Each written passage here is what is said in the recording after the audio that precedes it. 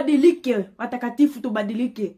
Yesu Kristo anatupenda. Hakuna mwingine mwenye anatupenda kama Yesu. Yesu anatupenda. Yeye ndo aliyetoa uhai wake kwa ajili yako wewe na mimi. Ni Yesu Kristo. So upendo wote kwa mwanadamu uko ndani ya Yesu. Yesu Kristo ndo anatupenda sisi. Ni Yesu Kristo. Yeye ndo aliyetoa uhai wake. Yeye ndo aliyelia.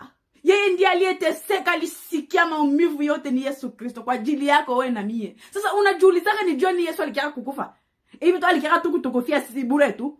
Sasa tutakufaka kama yetu kutufanya madhambi yetu tukikufa basi tunakufa. Kuko adhabu ya milele. Ndio maana Yesu alikuya kufa. Akakuya kutuepusha na hiyo adhabu ya milele. Yesu anataka sisi tupate uzima wa milele. Tuingie mahali patakatifu.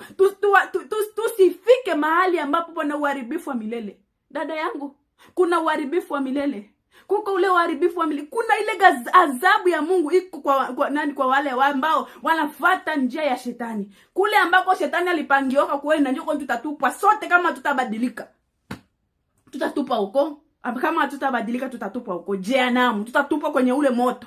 Kiziwa cha moto. Kiko. Sio uongo.